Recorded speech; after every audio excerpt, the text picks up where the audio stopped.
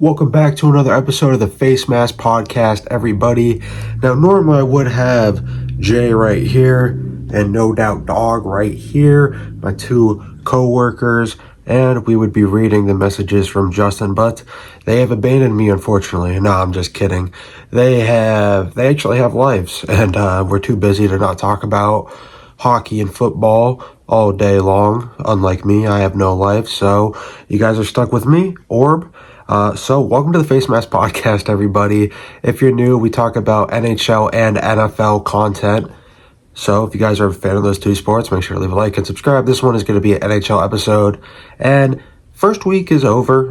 First week is definitely over, and we're nearing the end of the second week. Again, it's kind of all depending on the recording date because there's technically games being played right now as we play. So if something is a tad bit outdated, just give me some slack because I can't predict the future, guys. But all right, let's go ahead and talk about some of the biggest storylines going on in week 2 of the NHL. And this one's going to be kind of a shorter episode because it's just me. We can't go over everyone's opinions, obviously, but that's perfectly fine. I'm fine with a shorter episode. I'm sure you guys would be fine with it as well. But let's stop yapping. Anyway, leave a like and subscribe. Turn that post notifications on. All right, let's get right into it. Brad Marchand. Yes, the Rat King himself is still being a pretty dirty player as he just jumped Rasmus Dahlin in that Panthers-Sabres game. If you guys didn't see it, I guess I'll try my best to explain what happened. So, obviously, Marchand, he has a reputation for being a rat, being a dirty player, licking people's faces, making fun of people, chirping, all that fun stuff. But Brad Marchand, at this time, I don't think I blame him. What it looked like, and I didn't see this game live, so I just saw the clip, but it looked like Rasmus Dahlin came back, give Marchand and I will say, if you guys watch the clip, a very late cross-check to the back. Like, Marchand didn't even have the puck for a solid 5 seconds, I believe. And Dahlin, it was a decent cross-check. It was enough to...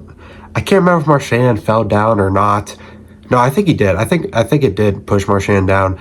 And then 3 seconds go by. They're kind of near the blue line, the top center of the blue line, and they were getting a little physical, jamming at each other. And then Dahlin falls over. And then Brad Marchand takes off his gloves. The second he sees Dahlin on his knees, he just starts wailing on him. Now, I know I probably sound like a 2-year-old explaining a hockey fight right now, but that is seriously what happened. He just kept wailing. And then the funniest part is once the fight was over, obviously they were talking shit like hockey players do. Marchand got up, grabbed the white helmet, which would be the Buffalo Sabres helmet, Rasmus Dahlin's, I can't remember if it was white or blue, but anyway, it doesn't matter. Grabbed Rasmus Dahlin's helmet and took it all the way. He was just carrying it like it was a little bag of groceries or something like that, which was funny. And then he just took it in the penalty box, ripped off his little chin strap thing, broke his helmet, obviously, or affected some of it. I think he ended up using it later in the game. And Marchand, once he was in the box, he still had the helmet in his hand, and that's when he ripped off the chin strap, and then he chucked it back on the ice, which, that's just... I'm sorry. It's a scumbag move, but it's pretty fucking hilarious, and, we don't see a whole lot of personality in hockey, so it's fun to see guys like Marchand every now and then. But anyway... I'm just going to give my opinion on that whole thing. So, yes, Marchand had every right to be pissed. Yes, Marchand had every right to get retaliation. I think once the second a player is not expecting you to start hitting him and he's on his knees and you're coming from behind him and you start hitting that guy, I think you're a scumbag. Like, that is... the definition of a scumbag. And we all know Brad Marchand is a scumbag, but he's gotten a few more fans here and there. And I don't really hate Marchand. I don't really like Marchand. I feel neutral about him. I just know he's a silly guy. He's never really done anything to one of my teams. But if you were to ask me if I liked him, I'd be like, he's funny. I'd be like, some of the shit he does is messed up, but he's a funny guy on the ice. But I think he went a tad too far, if you ask me personally. And I know the hockey world, normally people, they pride themselves on being tough and saying, oh, we're not going to give him a suspension for something that light. The hockey world, they pride themselves on that. But I think the second a player is absolutely defenseless, their back is turned, they are on the ice, and you take your gloves off and start giving him 5 to 6 body shots, chest pad or not, I mean, like, dude, that is borderline attempted assault. Like, there's a difference between hockey fights because they mutually agree to go and trade a couple fists. And I hope, I'm not a soft, I'm not one of those soft people who are like, oh, they need to ban hockey fights and stuff like that. No, absolutely never ban hockey fights. If both parties agree to it, why not? Why not let them get a little mojo going and stuff? And, every now and then, I mean, I think it's like, just stop running your mouth. Hit somebody so they stop running their fucking mouth. But anyway, I don't want you guys thinking I'm like that at all, but I think that's a bit too far. And then, obviously, it was very funny that he broke his helmet, but I don't know if the NHL will be too happy about a player stealing someone's piece of equipment and then breaking it. So, personally, if you were to ask me if in this scenario world, let's just say I'm Gary Bettman or the people who decide the suspension, I would honestly give Brad Marchand a 2-game suspension. Not mainly for the fact of the equipment that he broke, mainly for the fact a player was on their knees, back turned to them, and you started wailing on him, give him 2-game suspension. Now, to make it even, because I think Dahlin, that was a cheap shot, so obviously I think Marchand had every right to retaliate. I just think he took it a step too far. And when you take it a step too far, you normally get caught. If they want to suspend Dahlin for a game, I'm fine with that too. But I think that would be a little soft because, yeah, it was a cheap shot, but it wasn't anything like, oh my God, Rasmus Dahlin's a fucking asshole. He's the most dirty player in the world. Like, it was a cheap shot, but it's nothing like to lose your mind about. When you see what Marchand did, that's something to lose your mind about. That is going to be talked about on NHL Tonight. That's going to be talked about on The Fly. That's going to be talked about on Spin Chitlicks. That is going to be a YouTube compilation of 25 minutes of NHL players losing their fucking mind. You ever see those stupid ass videos where it's like NHL players getting pissed or something like that? So that is going to be on that compilation. He had every right to retaliate. I think he took it a step too far. But anyway, let's talk about actual hockey instead of just fights, because I just spent like around 7 minutes talking about fights. Let's go ahead and talk about the Sabres game in general. So the actual hockey being played in it, the Sabres, dare I say, on a hot streak. Now, obviously, I'm not going to say a hot streak. They only won 2 games in a row. But for a team like Buffalo, you got to congrat them even if it is only 2 games in a row. And they shut out the defending back-to-back Cup champions, obviously without Alexander Barkov and Matthew Tkachuk, so not the greatest Panthers team we've seen in the past couple years, but they still have many stars on that team. Carter Verhaeghe, Sam Reinhart, Gustav Forsling, Bob. I mean, I could go on and on. You guys know, obviously. Anyway, 3-1, Alex Lyon's first shutout win as a Buffalo Sabre. And I don't think Alex Lyon's been too bad. Filling in for UPL, I can't remember how much longer he's injured. I don't think it's super long, but UPL, he's been filling in just fine. The offense just hasn't been scoring. I mean, the last 2 games they have been, but before that, the Sabres offense has been pretty lackluster. And in that game, Josh Doan had a 2-goal game. So I think that's pretty significant. I mean, talk about the Sabres actually turning it around. As you can see, I'm wearing a Sharks hat. If you guys don't know already, I'm a Sharks fan. I wish they would turn it around. Actually, as I'm recording this, they're about to start playing the Penguins, so hopefully that is a winnable game. Hopefully they can win that. But, yeah, so Sabres, rough start. Eyes starting to turn it around. Was it a little bit of luck? Maybe. But you can't just say it was 100% luck, especially after not having your starting goaltender. And then I guess you could say Josh Doan's a rookie because I don't know if he played enough with the Utah last year.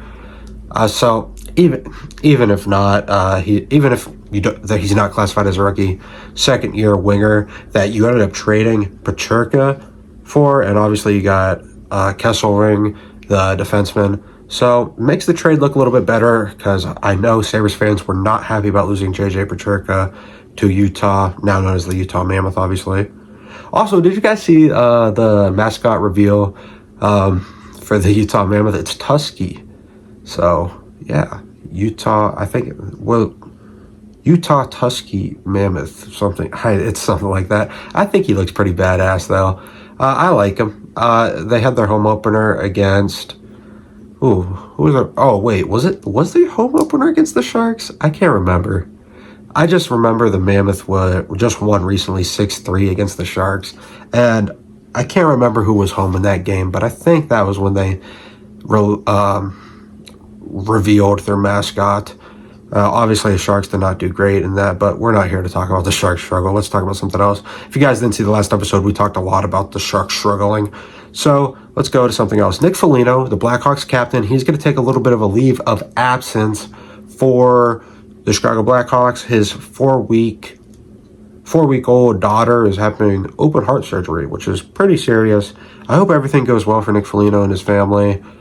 There's no estimated return time provided. I wouldn't think it would be too long, but I mean, that is a touchy subject, so if I had to guess, maybe a week. I have no clue how that would go. And open heart surgery on a 4-week-old, I mean, I'm not a medical professional by any means. I don't know anything, but that sounds pretty scary. I mean, I don't think that sounds good, so wishing Nick Foligno the best, obviously. I mean, we're not popular enough. I know he's not watching the podcast, but respect to Nick Foligno. I've always kind of liked him. He's always been a solid guy.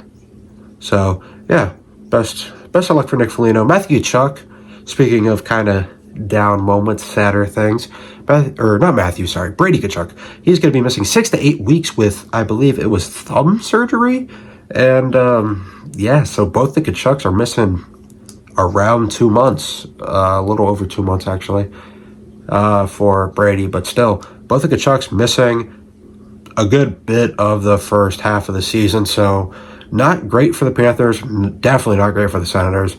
Even though the Panthers do rely on Matthew Tkachuk a lot, they have so much star power that they rely on him a little bit less than I think the Senators rely on Brady Tkachuk. I think the Senators, obviously, they have a good goalie. But I think they rely on Brady Tkachuk, Tim Stützle, and Jake Sanderson, and, that is it. Obviously, the Panthers have a lot more people to rely on. Alright, sorry about that. I had to take a quick pause because we live right by train tracks and they were going off, and obviously I didn't want you guys hearing that. I didn't want you guys' ears to start bleeding. But anyway, as I was saying, obviously I think the Senators rely on their Tkachuk more than the Panthers rely on their Tkachuk. But anyway, let's go ahead and talk about something else. Now, obviously you guys can see the hat. I'm a Sharks fan, as I've stated before. Unfortunately, we suck. Let's talk about the team I hate the fucking most. The Vegas Golden Knights. We already talked about him last episode. I hate Jack Eichel. I don't really hate Mark Stone, I guess.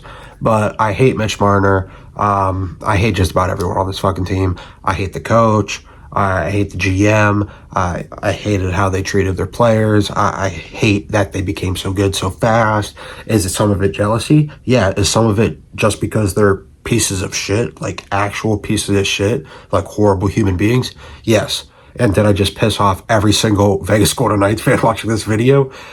Yeah, probably. So, not the smartest thing to do because they are gaining a pretty big fan base pretty fast. But anyway, that is one team I will never respect, at least for the next 10 years. Maybe if they get new management, maybe a little bit more. But will probably never, ever actually respect the Vegas Golden Knights. But what I will do is I'll highlight their talent because they are a very talented team. Now, just because I hate the team does not mean I'm going to be delusional. Jack Eichel is playing insane hockey. Let's go over his numbers real quick. I mean, we need to. He's leading the league in points. But anyway, let's get into it. 5 games played. Okay, only 5 game sample size, so let's not get too ahead of ourselves. Let's see what this kid's got. 5 games played, 5 goals. A goal per game. Pretty impressive, but like I said, it's only 5 games deep in the season. Let's see if he can keep the pace up. And maybe he's just getting lucky. Maybe he's getting a couple bounce-ins and stuff like that. And I know one of his goals was luck. He shot it from center ice and it just ended up bouncing in. So, beginner's luck. Maybe he's just having a hot streak. How's he doing passing the puck? Well, Jack Eichel is one of the best playmakers in the NHL. Of course he's doing good passing the puck. 5 games played, 6 assists. 5 games played, that equals 11 points. He's averaging... Hold on, let me do the math. Yes. He is averaging over, technically, barely, but still averaging over 2 points per every game played. That is an insane pace. I mean, like, who does that? Who? Obviously, he's not going to keep this pace up because I think he would get... I'm not the greatest at math here, but let me see. So... you carry the 1, and then you do all that and divide it. I think he's on pace, roughly, and keep in mind, this is without any pen or paper, and I'm not the greatest at math. I think he's on pace for roughly an 150-point season, or around that range. Again, don't quote me, not the greatest on math, so I don't want to hear any comments about that. But still, he's going to average, or at least 120 minimum. I can guarantee you 120. So 120 points, that's obviously most likely going to lead the league. And 150, that I probably won't break any Gretzky's records because Gretzky's records are like insane, but it'd be close. So obviously, like I said, he's not going to keep this pace up because that is like Superman numbers. He's human. He will... not saying he'll be bad, just he won't be this great. And his plus minus is a positive too. Honestly, I thought it'd be a little bit higher if you want me to be honest. I thought it'd be a little bit higher considering how many points he has. So is he having a poor defensive start to the year or is it just a fluke? I don't know. But obviously, I don't want you guys thinking I'm going to say Jack Eichel will get a 150-point season. That is not what I'm saying. Because obviously 5 games into the season, that is ridiculous to say something like that, especially in a sport where they play 82 games. But I will say, and this is easy to say, because Jack Eichel, it looks like he's progressively gotten better and better and better. I mean, the Buffalo Sabres didn't let this guy get surgery. I think it was on his back or maybe his legs. I don't know. They guess they would have, but they weren't happy and they were just giving him shit. They were like, no, you can't get that surgery yet. And they were like, dude, and he was like, dude, my fucking back hurts. And essentially, it was just like that. So obviously, Buffalo's not the greatest situation. But it's like ever since he's had that surgery, and basically ever since he became a Vegas Golden Knight, he's just been, every single year he's been in the league getting better and better and better and better and better. Now, obviously, he was drafted in the same year as Connor McDavid. Is he Connor McDavid? Absolutely not. But I think he's starting to close the gap a little bit, if you guys understand what I'm saying. Not saying he's Connor McDavid, not saying he's on his skill set at all. But there used to be a pretty big gap when you would think of that 2015 draft class. It was like, Connor McDavid, number 1. All right, yeah, no, he's one of the best NHL players we've ever seen touch the puck. And then Jack Eichel, you're like, okay, he's a superstar, but I mean, he's no Connor McDavid. And then Dylan Strome. So, obviously, Dylan Strome, he had a very rough first 3 years. Then he finally got comfortable, and I think Washington is the best fit for Dylan Strome. So, I think the gap is just closing a little bit more. I'm not saying he is Connor McDavid on his level, but you guys are probably going to think I'm delusional for saying this, but I wrote down, and go ahead and comment down below if you guys think Jack Eichel can win the Art Ross Trophy or he can win the Hart Memorial Trophy. Now, obviously, the Hart Memorial Trophy, if you guys don't know, that's like the MVP of the NHL. They just give it a little fancy name. So, the MVP, or will he win the Art Ross with the most assists in the league? He leads the league in assists already. And he's already a great passer. Centermen are known to pass, too. I mean, there's a few exceptions.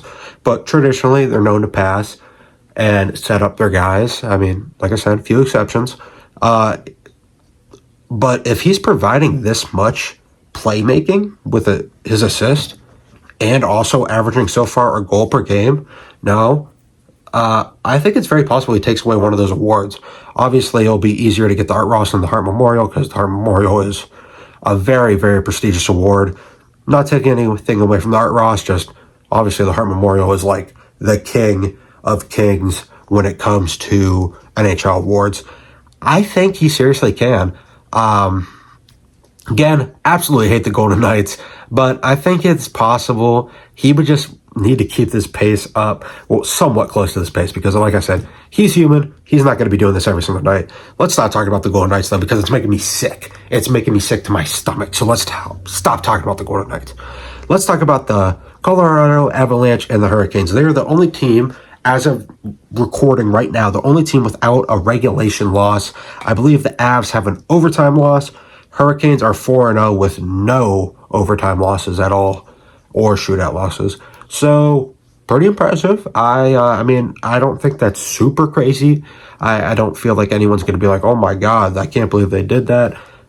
I mean, come on. Those are like the two best teams, or one of the best, two of the better teams in the NHL is what I'm trying to say. Obviously, Avalanche are a very stacked team. Hurricanes, I felt so bad for Hurricanes fans when they lost Mikko Rantanen, but it might end up working out. But no, I really wish they were going to be able to keep Mikko Rantanen. So I feel bad for any Hurricanes fans watching. I normally don't get super happy for other teams when something happens because, you know, obviously I care about my team the most. But when I saw Mikko Rantanen go to the Hurricanes, I was like, dude, this might finally put the Hurricanes over the hump.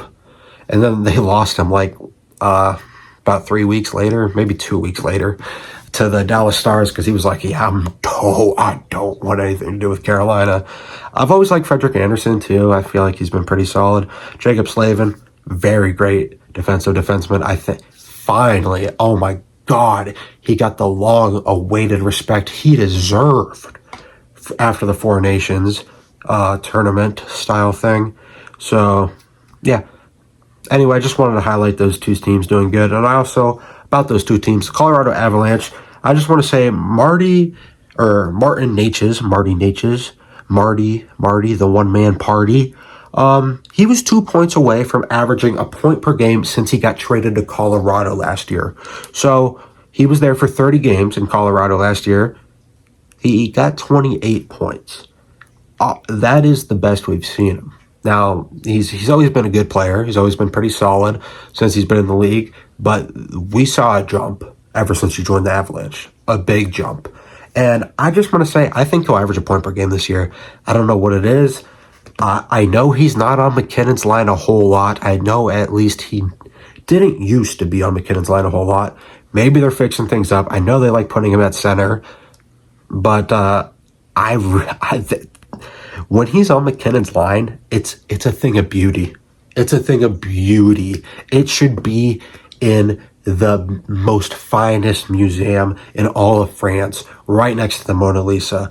They are just complement each other so well. It's like prime Gabriel Landeskog and Nathan MacKinnon. And obviously Nathan MacKinnon, that is somebody who's always been amazing, very amazing at hockey, but it seems like even in these past 3 years, he's just been taking another step, and it just shows he has that dog in him. Nathan MacKinnon has been absolutely insane these last 3 years. Obviously, he's always been great at hockey, but these last 3 years of Nathan MacKinnon have been absolutely phenomenal, no matter what. Goal scoring, playmaking, defense, anything.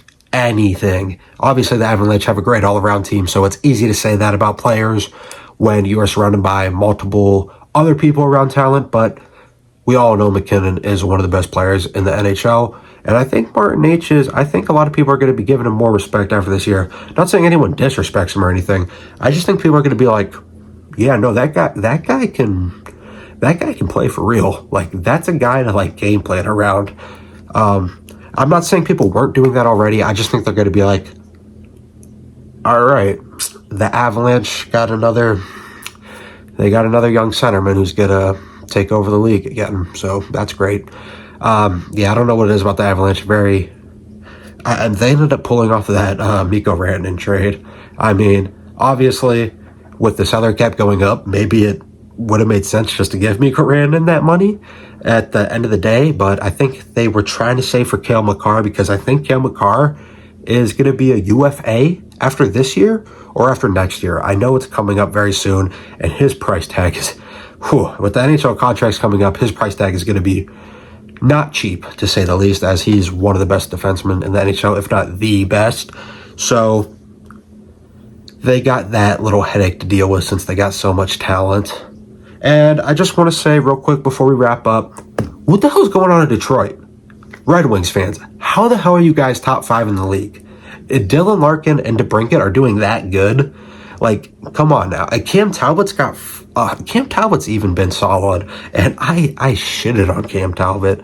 So, I don't know. Hats off to you in Detroit. You guys are, Hockey Town is starting the season nice. Hopefully they can keep it up. I mean, a lot of people felt bad for Red Wings fans when they sucked, and now they're like kind of mediocre, but still on the sucky side. A lot of people felt bad. I was like, dude, I don't feel bad. They dominated most of the 90s, most of the early 2000s, most of the 2010s. Pavel Datsyuk, Steve Yzerman, Nicholas Lidstrom. They had Dominic Hasek. I mean, Hasek never, I don't think Hasek won a cup with them. I might be wrong. I don't think Hasek won a cup with the Red Wings, though. Chris Osgood. I mean, like, dude, like, they, for Henrik Zetterberg, I mean, it goes on and on and on. Like, the Detroit Red Wings dominated the NHL for almost 20 years. I didn't really feel that bad. Not that I hate the Red Wings, but I don't know. I just feel like everyone was like shocked, and I was like, that's kind of what happens. Dynasties can only last for so long. But not saying the Red Wings will be a dynasty by any means, but they're currently 5th in the standings. Dylan Larkin's playing out of his mind. I love Dylan Larkin. He's always been a very good centerman, in my opinion. I love how he's a U.S.-born centerman as well. So, anyway, that's around the end of the video, guys. Go ahead and leave a like and subscribe if you are watching this on YouTube. If you're watching this on Spotify, make sure to rate us 5 out of 5 stars. It really means a lot. And make sure to download on Spotify as well. Comment down below what other topics you guys would like us to see us talk about. If you guys also like hockey and you guys like the NFL, I highly recommend you subscribe, because that's what we post on this channel. All right, I'll see you guys in the next one. Face mask out.